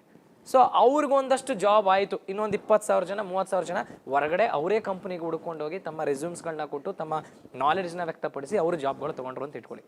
50,000ರಿಂದ 80,000 ಜನ ವಿದ್ಯಾರ್ಥಿಗಳು ಇವಾಗ ಕಂಪ್ನಿಗೆ ಆಯ್ಕೆ ಆಗಿದ್ದಾರೆ. ಇನ್ನು 1,20,000 ಜನ ವಿದ್ಯಾರ್ಥಿಗಳು ಹಾಗೆ ಇದ್ದಾರೆ, ಆಯ್ಕೆ ಆಗಿಲ್ಲ. ಜಾಬ್ಗೋಸ್ಕರ ಪಾಪ ಅವರು ಪರದಾಟ. ಈಗ ಇಂಜಿನಿಯರಿಂಗ್ ಕಂಪ್ಲೀಟ್ ಆಗಿದೆ, ಜಾಬ್ಗೋಸ್ಕರ ಅಲಿತಾ ಇದ್ದಾರೆ. ಪರ್ಸೆಂಟೇಜ್ ಇಲ್ಲ, 50ರಿಂದ 60% ಅಥವಾ 70% ಅವ್ರು ಗಳಿಸಿದ್ದಾರೆ ಇಂಜಿನಿಯರಿಂಗಲ್ಲಿ. ಸರಿ, ಈ ವಿದ್ಯಾರ್ಥಿಗಳು ಓಡಾಡ್ತಾ ಇರುವ ಸಂದರ್ಭದಲ್ಲಿ ಯಾವುದೋ ಮದುವೆಲೋ ಕಾರ್ಯದಲ್ಲೋ ಯಾವುದೋ ಒಂದು ಕಾರ್ಯಕ್ರಮದಲ್ಲಿ ಸಿಕ್ಕಿದಾಗ, ಏನು ಓದ್ದೆ? ಇಂಜಿನಿಯರಿಂಗ್ ಮಾಡಿದೆ. ನೀನೇನು ಮಾಡಿದೆ? ಇಂಜಿನಿಯರಿಂಗ್ ಮಾಡಿದೆ. ನೀನೇನು ಮಾಡಿದೆ? ಇಂಜಿನಿಯರಿಂಗ್ ಮಾಡಿದೆ. ಅಯ್ಯೋ, ಇಂಜಿನಿಯರಿಂಗ್ ಮಾಡಿ ಇಲ್ಲೇ ಇದ್ದಾನೆ, ಇವನಿಗೆ ಕೆಲಸನೇ ಸಿಕ್ಕಿಲ್ಲ. 1,20,000 ಜನ ಇರ್ತಾರೆ, 1,20,000 ಜನ ವಿದ್ಯಾರ್ಥಿಗಳು ಉಳ್ಕೊಂಡಿದ್ದಾರೆ. ಓ, ಇಂಜಿನಿಯರಿಂಗ್ಗೆ ವ್ಯಾಲ್ಯೂ ಇಲ್ಲ. ಯಾಕೆ? ಅವ್ನು ಇಂಜಿನಿಯರಿಂಗ್ ಮಾಡಿದ್ದಾನೆ, ಅವ್ನು ಇಲ್ಲೇ ಉಳ್ಕೊಂಡಿದ್ದಾನೆ. ಆದರೆ ನಾನು ಹೇಳ್ತಾ ಇರೋದು, ಇಂಜಿನಿಯರಿಂಗ್ಗೆ ವ್ಯಾಲ್ಯೂ ಇಲ್ಲ ಅಲ್ಲ, ಇಂಜಿನಿಯರಿಂಗ್ ಅಲ್ಲಿ ಅವನು ತೆಗೆದುಕೊಂಡಿರುವಂತ ಅಂಕಗಳಿಗೆ ವ್ಯಾಲ್ಯೂ ಇಲ್ಲ. ಯಾರು ಉಳ್ಕೊಂಡಿದ್ದಾರೆ, ಅವ್ನು ತಗೊಂಡಿಲ್ಲ, ಅವ್ನು ಓದಿಲ್ಲ, ಸರಿಯಾದಂತ ರೀತಿ ಓದಿಲ್ಲ. ಅದಕ್ಕೋಸ್ಕರನೇ ಇದನ್ನ ನಾನು ಯಾಕೆ ಹೇಳ್ತಾ ಇದ್ದೀನಿ, ಅವಕಾಶಗಳನ್ನು ಕೂಡ ಪಡೆದಿಲ್ಲ. ವಿದ್ಯಾರ್ಥಿಗೆ ಬಲವಂತವಾಗಿ ಕೊಡಿಸಬಾರದು ಅನ್ನೋದಕ್ಕೆ ಒಂದು ಇನ್ನೊಂದು ಪ್ರಶ್ನೆ ಇದೆ ಸರ್. ಇಂಜಿನಿಯರಿಂಗ್ ಓದ ಮಾತ್ರಕ್ಕೆ ನಾನು ಇಂಜಿನಿಯರಿಂಗ್ ಅಲ್ಲೇ ಮುಂದುವರಿಬೇಕು ಅಂತೇನಿಲ್ಲ. ಏನಿಲ್ಲ. ಈಗ ನಾನು ಶಿಕ್ಷಕ ಸರ್. ಹೌದು. ನಾನು ಶಿಕ್ಷಕನಾಗೆ ಉಳಿದಿಲ್ಲ ಅಲ್ಲ. ಹೌದು. ಹೌದಲ್ವಾ? ಹೌದು. ಉದ್ಯೋಗಗಳಿಗೆ ಸಾಕಷ್ಟು ಅವಕಾಶಗಳು ಇರ್ತಾವೆ. ಹೌದು. ನಾನು ಇದನ್ನೇ ಮಾಡ್ಬೇಕು ಅಂತ ಅದಕ್ಕೆ ಕಟ್ಟಿ ಬಿದ್ದರೆ ಅದಕ್ಕೆ ನಿರಾಸೆ ಜಾಸ್ತಿ ಆಗುತ್ತೆ. ಈಗ ತಾವು ತಿಳಿಸ್ಕೊಟ್ಟಾಗೆ, ಈಗ ನಾನು ಕೂಡ ಕಂಪ್ಯೂಟರ್ ಸೈನ್ಸ್ ಇಂಜಿನಿಯರಿಂಗ್ ಕಂಪ್ಲೀಟ್ ಮಾಡಿ MTech ಕಂಪ್ಲೀಟ್ ಮಾಡಿದ ನಂತರ ಕ್ಷೇತ್ರನೇ ಅಲ್ಲ, ಅದ್ಭುತವಾದಂತಹ ಮೋಟಿವೇಟರ್ ನೀವು. ಹೌದು. ಸಂಪನ್ಮೂಲ ವ್ಯಕ್ತಿಗಳು. ಕರ್ನಾಟಕದಾದ್ಯಂತ ಒಬ್ಬ ಕ್ವಿಜ್ ಮಾಸ್ಟರ್ ಅವರು, ಅವ್ರ ಕ್ಷೇತ್ರನೇ ಅಲ್ಲ. ಹಾಗಿದ್ಮೇಲೆ ಸರ್ ಇಂಜಿನಿಯರಿಂಗ್ ಓದಂಥವ್ರು, ಟೆಕ್ನಿಕಲ್ ಕೋರ್ಸ್ ಮಾಡಿದವರು ಎಷ್ಟು ಜನ ಸಾಹಿತಿಗಳಿಲ್ಲ? ಹೌದು, ಸುಮಾರು ಜನ. ಕ್ಷೇತ್ರ ಅಲ್ಲ ಅಂತ ಯಾಕೆ ಉಳಿದು ಬಿಡ್ತಾರೆ? ಇದೊಂದು ದೌರ್ಬಲ್ಯ ಕೂಡ. ನಾನು ಓದಿದ್ದೇ ಬೇರೆ, ನನ್ನ ವೃತ್ತಿನೇ ಬೇರೆ ಅಂತೇಳಿ ಆಯ್ಕೆಯ ವಿಷಯದಲ್ಲಿ ನೊಂದ್ಕೋಬಾರ್ದು. ಯಾವುದೇ ಕ್ಷೇತ್ರ ಆಗ್ಬೋದು, ಪುಟಿದೇಳುವ ಉತ್ಸಾಹ, ಶಕ್ತಿ ನಿಮ್ಮಲ್ಲಿ ಇರಬೇಕಾಗುತ್ತೆ. ಖಂಡಿತವಾಗ್ಲು ಅಲ್ವಾ ಸರ್? ಯಾವ ಕೋರ್ಸ್ನ ಅವ್ರು ಕಂಪ್ಲೀಟ್ ಮಾಡಿದ ನಂತರ ಅದೇ ಕೋರ್ಸಲ್ಲಿ ಮುಂದುವರಿಬೇಕು, ಅದ್ರ ರಿಲೇಟೆಡೇ ನಮ್ಗೆ ಜಾಬ್ ಸಿಗಬೇಕು. ಗ್ರಾಮೀಣ ಭಾಗದಲ್ಲಿ ಅತಿ ದೊಡ್ಡ ದುರಂತ ಅನ್ನೋದಾದ್ರೆ, ನಾನು ಇಂಜಿನಿಯರಿಂಗ್ ಓದಿದ್ದೀನಿ, ನಂಗೆ ಕೃಷಿ ಮಾಡಲ್ಲ ಅಂತ. ಮಂಡ್ಯದಲ್ಲಿ ಎಷ್ಟು ಜನ ಗೊತ್ತಾ ಸರ್, IT-BT ನಲ್ಲಿ ಇದ್ದಂಥವ್ರು, ವಿದೇಶದಲ್ಲಿ ಇದ್ದಂಥವ್ರು ಮತ್ತೆ ಪುನರಪಿ ಬಂದು ಕರ್ನಾಟಕದಾದ್ಯಂತ ಕೃಷಿಯಲ್ಲಿ ತೊಡಗ್ತಾರೆ. ಎಷ್ಟು ಉತ್ಸಾಹಿಗಳಾಗಿರ್ತಾರೆ ಅಂದ್ರೆ, ಆ ಕೃಷಿಯನ್ನ ಸ್ವ ಅನುಭವದಿಂದ ಸವಿತಾರೆ. ಹೌದು, ಮಣ್ಣಿನ ಮುದ್ದೆ ಮಾಡಿ ಮೈಗಂಟಿಸ್ಕೊಂಡು, ಅದು ಸೋಕಿಗೆ ಫೋಟೋಗೋಸ್ಕರ ಅಲ್ಲ, ಅದಕ್ಕನ್ನೇ ಅಪ್ಪುಗೆಯಿಂದ ನೋಡೋದಿದೆಯಲ್ಲ ಸರ್. ಹಾಗಾಗಿ ನಾನು ಈ ಮೂಲಕ ಹೇಳೋದು, ವಾಹಿನಿ ಮೂಲಕವಾಗಿ, ನಿಮ್ಮ ಸಲಹೆ ಮೂಲಕವಾಗಿ ಹೇಳ್ತೀನಿ, ನಾನು ಇಂಜಿನಿಯರಿಂಗ್ ಮಾಡಿದ್ದೀನಿ, ಇಂಜಿನಿಯರಲ್ಲೇ ಬದುಕನ್ನು ಕಂಡುಕೊಳ್ಬೇಕು ಅನ್ನೋದು ಬಹುದೊಡ್ಡ ತಪ್ಪು ತಿಳುವಳಿಕೆ. ಹೌದು, ಯಾವ ಕ್ಷೇತ್ರವಾಗಲಿ ಹೌದು, ಕಾರ್ಯೋನ್ಮುಖರಾಗಬೇಕು. ಅದಕ್ಕೊಂದು ಉದಾಹರಣೆ, ಚಟುವಟಿಕೆಯಿಂದ ಇರಬೇಕು, ಆಕ್ಟಿವ್ ಆಗಿರ್ಬೇಕು. ಆಗಿರ್ಬೇಕು. ತಾವು ಹೇಳಿದ್ದು ಕರೆಕ್ಟು. ಅದಕ್ಕೂ ಒಂದು ಉದಾಹರಣೆ, ಈಗ ಪೇಪರಲ್ಲೆಲ್ಲ ಅಡ್ವರ್ಟೈಸ್ಮೆಂಟ್ಗಳು ಬರ್ತಿರುತ್ತೆ, ಇಂಥ ಪೋಸ್ಟ್ಗೆ ವೇಕೆನ್ಸಿ ಇದೆ, ಬೇಕಾಗಿದ್ದಾರೆ ಅಂತೆಲ್ಲ ಅಡ್ವರ್ಟೈಸ್ಮೆಂಟ್ ಬರುತ್ತೆ. ಯಾವುದಾದ್ರೂ ಪದವಿ ಅಂತ ಹಾಕಿರ್ತಾನೆ, ಯಾವುದಾದ್ರೂ ಪದವಿ. ಈಗ ರೀಸೆಂಟಾಗಿ ಒಂದು ಊರಲ್ಲಿ ಬ್ಯಾಂಕ್ ಮ್ಯಾನೇಜರ್ನ ಮೀಟ್ ಮಾಡಿದೆ. ಅವ್ರ ಕ್ವಾಲಿಫಿಕೇಶನ್ ಬೋರ್ಡ್ ಸಮೇತ ನೇಮ್ ಇತ್ತು, BM.Tech ಅಂತಿದೆ. ಬ್ಯಾಂಕಲ್ಲಿ ಮ್ಯಾನೇಜರ್ ಆಗಿ ಕಾರ್ಯನಿರ್ವಹಿಸ್ತಾ ಇದ್ದಾರೆ. ನನ್ನ ಟೆಕ್ನಿಕಲ್ ಕೋರ್ಸು ನಾನು ಇಲ್ಲಿ ಬರಕ್ ಆಗೋದಿಲ್ಲ ಅಂದಿದ್ರೆ ಪಾಪ ಆಗ್ತಿರ್ಲಿಲ್ಲ. ಆ ತರ ಲೆಕ್ಕಾಚಾರ ತಗೊಳ್ಳೋದಾದ್ರೆ ಮ್ಯಾನೇಜರ್ ಅನ್ನೋರು ಕಾಮರ್ಸ್ ಫೀಲ್ಡ್ ಇಂದ ಬರಬೇಕಾಗಿತ್ತು. ಸೊ ಟೆಕ್ನಿಕಲ್ ಫೀಲ್ಡ್ ಇಂದ ಬಂದು ಮ್ಯಾನೇಜರ್ ಆಗಿದ್ದಾರೆ, MCA ಮಾಡ್ಕೊಂಡು ಬರಬೇಕಾಗಿತ್ತು. ಆ ತರ ಲೆಕ್ಕಾಚಾರದಲ್ಲಿ ಬರಬೇಕಾಗಿತ್ತು. ಇವತ್ತು ಸರ್ಕಾರಕ್ಕೂ ಕೂಡ ಅರಿವಾಗಿದೆ, ಪದವಿ ಅನ್ನೋದು ಯಾಕೆ ಬೇಕು ಅಂದ್ರೆ ಅವನ ಜ್ಞಾನನ ಹೆಚ್ಚಿಸ್ಕೊಳ್ಳೋದಕ್ಕೆ ಬೇಕು, ಅವನ ಜ್ಞಾನ ಸಾಮರ್ಥ್ಯ, ಕ್ಷೇತ್ರದ ಜ್ಞಾನವೂ ಇರಬೇಕು. ನಾನು ಹೇಳ್ತಾ ಇಲ್ಲ, ಹೌದು ಹೌದು, ನಾನಿರೋ ಕ್ಷೇತ್ರದ ಜ್ಞಾನವೂ ಇರಬೇಕು. ಆದ್ರೆ ಇತರ ಕ್ಷೇತ್ರಗಳು ರೂಢಿಯಲ್ಲಿರ್ಬೇಕು. ಬದುಕು ಎಲ್ಲವನ್ನ ಕಲ್ಸ್ಕೊಡುತ್ತೆ ಸರ್. ಅವರವ್ರಿಗೆ, ಬೇರೆಯವ್ರಿಗೆ ನಾವು ಅವಲಂಬಿತರಾಗಿ ಬದುಕನ್ನ ಕಂಡುಕೊಳ್ಳೋದು ದೌರ್ಬಲ್ಯ. ಸತ್ಯ. ಈಗ ನಮ್ಮ ಮನೆಯಲ್ಲಿ ನಾವು ಒಬ್ರಿಗೆ ನಾವು ಅವಲಂಬಿತರಾಗ್ಬಿಟ್ರೆ, ಅವ್ರಿಗೆ ಕಷ್ಟ ಬಂದಾಗ, ಕಾಯಿಲೆ ಬಂದಾಗ ಊಟ ಮಾಡ್ದೇನೆ ಇರ್ಬೇಕಾಗತ್ತೆ. ಹೌದು, ಒಬ್ಬರ ಮೇಲೆ ಅವಲಂಬಿತ ಆಗಿರಬಾರ್ದು. ತಾವು ಹೇಳಿದಾಗೆ ಒಂದೇ ಕೋರ್ಸು ಅದೇ ಆಗಬೇಕು, ಇದನ್ನ ಕಂಪ್ಲೀಟ್ ಮಾಡಿದ್ರೆ ನನಗೆ ಆ ಥರದೇ ಕೆಲಸಗಳು ಸಿಗಬೇಕು ಅಂತ ಕಾಯಬಾರದು. ಅವಕಾಶಗಳು ಸಿಕ್ತಂತ ಸಂದರ್ಭದಲ್ಲಿ ಅದನ್ನ ಸರಿಯಾದಂತ ರೀತಿಯಲ್ಲಿ ವೃತ್ತಿಯೇ ಬೇರೆ, ಜೀವನವೇ ಬೇರೆ. ಕೆಲವು ನಾನು ಇಂಜಿನಿಯರಿಂಗ್ ಓದಿದ್ದೀನಿ, ಇಂಜಿನಿಯರಿಂಗ್ ಕೆಲಸ ಸಿಕ್ಲಿಲ್ಲ ಅಂತೇಳಿ ನಿರಾಸರಾಗ್ಬಿಟ್ಟು ಆತ್ಮಹತ್ಯೆ ಮಾಡ್ಕೊಂಡ್ಬಿಟ್ಟಿದ್ದಾರೆ. ಹೌದು, ಎಷ್ಟೋ ಕೇಸ್ಗಳಾಗಿದ್ದಾವೆ. ನಾನು ಡಾಕ್ಟ್ರು ಓದ್ಲೇಬೇಕು ಅಂತ ಹಠ ತೊಟ್ಟು ಡಾಕ್ಟರ್ ಆಗಿ ನಾವು ಚಟುವಟಿಕೆಗೆ ಇಲ್ವಲ್ಲ ಅಂತೇಳಿ ಡಿಪ್ರೆಸ್ ಆಗಿರೋದು ನೋಡಿದ್ದೀವಿ. ನನ್ನ ಮೇಸ್ಟ್ರಲ್ಲಿ ನನಗೆ ಕೆಲಸ ಸಿಗ್ಲಿಲ್ಲ, ಬೇರೆ ದಾರಿ ನನಗೆ ಗೊತ್ತಿಲ್ಲ ಅಂತೇಳಿ ಬದುಕನ್ನು ಕಳ್ಕೊಂಡಿರೋ ನೋಡಿದ್ದೀವಿ. ಹಂಗಾಗಬಾರ್ದು. ಶಿಕ್ಷಣ ಅನ್ನುವಂಥದ್ದು ಜ್ಞಾನಾರ್ಜನೆ ಅಷ್ಟೇ, ವೃತ್ತಿ ಯಾವುದಾದ್ರೂ ಆಗ್ಬಹುದು. ಆತ್ಮೀಯ ವೀಕ್ಷಕರೇ, ಇದುವರೆಗೂ ಕೂಡ ವಿಜ್ಞಾನ ವಿಷಯವನ್ನು ಆಯ್ಕೆ ಮಾಡಿಕೊಂಡ್ರೆ, ಅದರಲ್ಲಿ PCMB, PCMC, ನಾವೀಗ ನೀಟ್ ಬಗ್ಗೆ ಮಾತನಾಡ್ತಾ ಇದ್ವಿ. ಮುಂದುವರೆದ ಭಾಗದಲ್ಲಿ ನೀಟ್, CET ಹಾಗೂ BSc AG ಸಂಬಂಧಪಟ್ಟಂತೆ ಮಾತನಾಡೋಣ. ಕಾರ್ಯಕ್ರಮ ಮುಂದಿನ ಸಂಚಿಕೆಯಲ್ಲಿ ಮುಂದುವರಿಯುತ್ತೆ. ಅಲ್ಲಿವರೆಗೂ ನಮಸ್ಕಾರ. ನಮಸ್ಕಾರ ಸರ್.